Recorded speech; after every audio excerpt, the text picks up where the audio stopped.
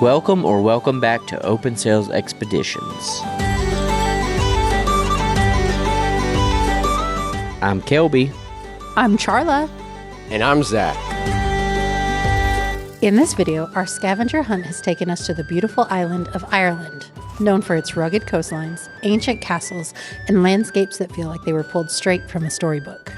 Along the way, we experienced quiet villages, dramatic nature, and a few challenges we didn't quite expect. And yes, we did manage to find our scavenger hunt items for this trip. But as usual, we'll save that for the end of the video.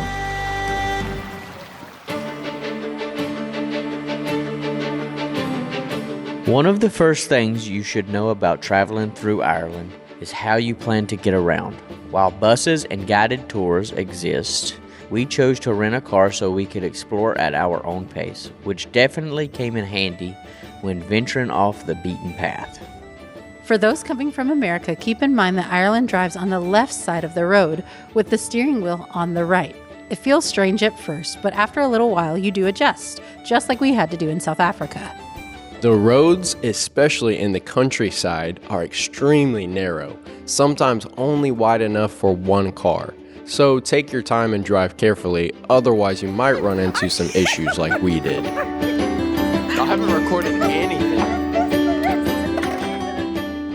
Because of these challenges, many rental companies will require their own insurance, so it's good to plan for this ahead of time and don't be surprised by expensive last-minute fees when you arrive.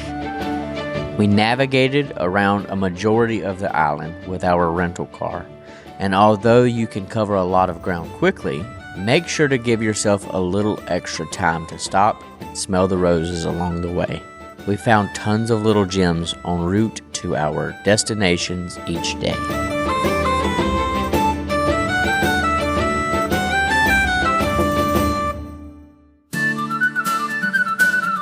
Something we noticed quickly was the wildlife and farm life throughout the country. You'll see cows, horses, and endless fields of sheep. Some of the sheep in the mountain areas are marked with certain colors. These markings help identify which farmers they belong to, and they add splashes of color to the already vibrant green hillsides. We also came across goats, and even one of the Airbnbs we stayed in hosted a whole farm of alpacas. So if you love seeing animals, Ireland gives you endless opportunities.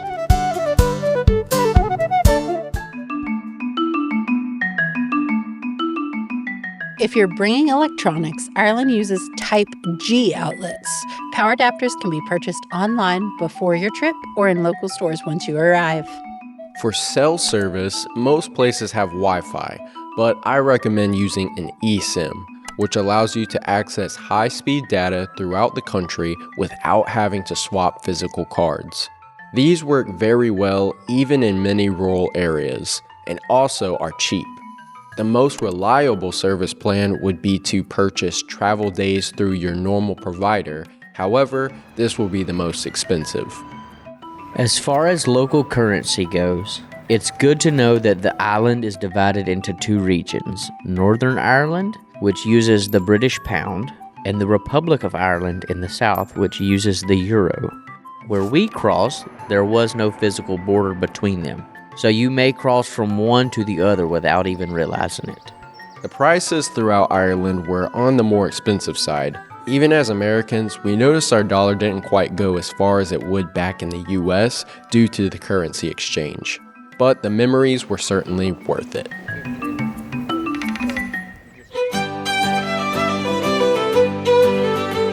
If you're hoping to get the most authentic cultural experience during your visit, we recommend staying in multiple Airbnbs across the island. Moving around gives you the chance to see different sides of Ireland, small towns, coastal villages, countryside cottages, and experience things you simply wouldn't get from a single hotel stay.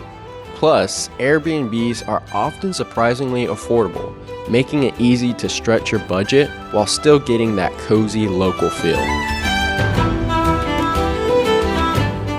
Food can easily make or break a trip, and in Ireland it absolutely elevated ours. Because the country follows different food regulations than the United States, which often uses a lot of preservatives, we noticed right away how fresh, simple, and high quality everything tasted, using natural ingredients from the local land. Whether it was a small cafe, a local pub, or a home-style meal, the flavors felt clean and comforting, the kind of food that leaves you satisfied instead of weighed down. Ireland also has an incredible number of coffee shops, bakeries, and tea houses scattered throughout every town, along with fine dining restaurants that truly exceeded our expectations.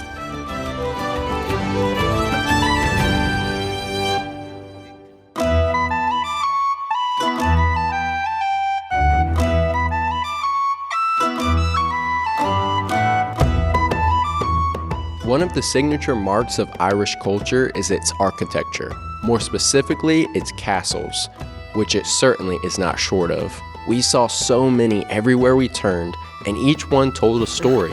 Some stood strong on cliffs overlooking the ocean, others were tucked deep into the countryside. Some felt almost abandoned and free to access, while others were maintained and operated like a museum full of cherished history.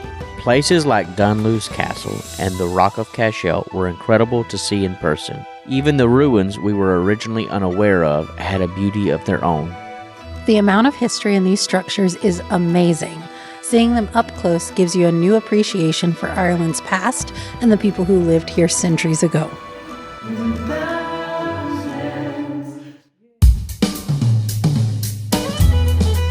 During our trip, we visited several cities, including Dublin, Wicklow, Killarney, Limerick, Galway, Kilkenny, and Derry, just to name a few.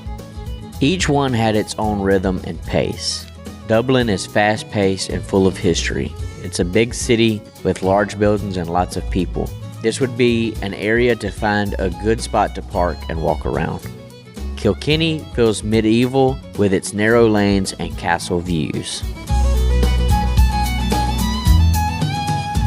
My personal favorite city experience overall was Galway. Live music on the streets, ocean air, cozy cafes. It felt inviting and vibrant in a way that makes you want to stay longer. If you enjoy culture, food, and meeting new people, the cities have a lot to offer during the day and possibly even more so in the evening. But don't spend all of your time there.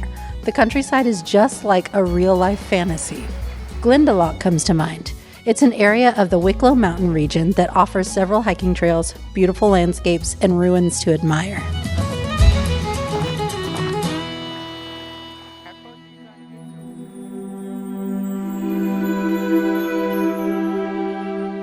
One of the most incredible parts of this trip was witnessing Ireland's stunning landscapes.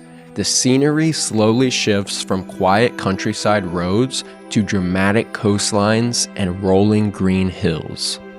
We explored portions of the wild Atlantic Way, long stretches of coastline, cliffs dropping into the water, and that constant mix of wind and waves that makes Ireland feel both peaceful and rugged at the same time. Killarney National Park offered a completely different atmosphere. It's calm, quiet, and almost slow-paced, with lakes, forests, and mist-covered mountains that make you want to stop and take everything in. We also had the chance to visit Giant's Causeway, with its naturally formed hexagon stones that don't feel real even when you're standing on top of them taking in the surrounding views. And the dark hedges, that long tunnel of twisted trees from the movies, felt like stepping into a storybook. Some of our favorite moments came from the hikes we took. Sometimes we were encompassed with crowds of tourists trying to see the same views, and other times were completely alone off the beaten path, from rural areas to even caves carved into the mountainside.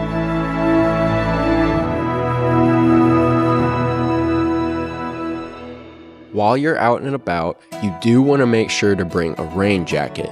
We went in March, and although we were blessed with mostly sunny days, Ireland is known for its cold, rainy weather in the winter and spring seasons.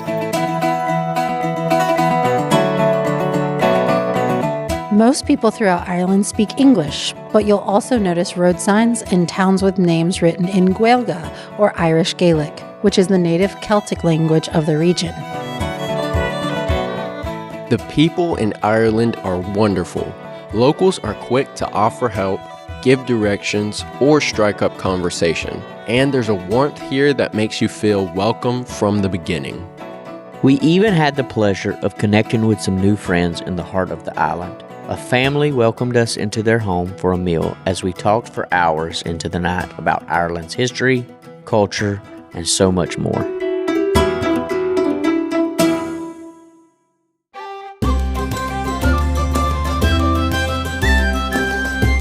And as promised, before leaving, we did each manage to find an item to cross off our international scavenger hunt list. For my item, I decided to collect wool that sheep had lost as they passed by bushes and fences. This covers the something soft item on our list. I purchased a tube of watercolor paint. As an artist, I love picking up art supplies to utilize for future projects. Watercolor is known for its translucent properties, so I've marked off something translucent. My item was not too difficult to find considering Ireland was absolutely full of it.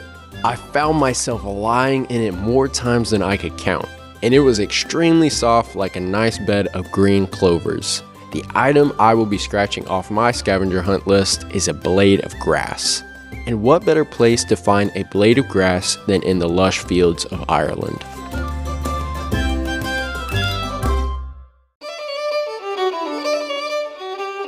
Ireland offered a blend of peace, challenge, beauty, and discovery. The landscapes felt like you're walking through a fairy tale, and the challenges we faced only enhanced the adventure. From the people and the culture to the landscapes and history, there really is something for everyone here. If you want to keep up with us in all of our open sail expeditions across the world, make sure to subscribe so you don't miss out on the next adventure. You get to travel and see the nations through our lens and also learn from our mistakes along the way. Thanks so much for watching. Like and share the video. Can't wait to journey together on the next one.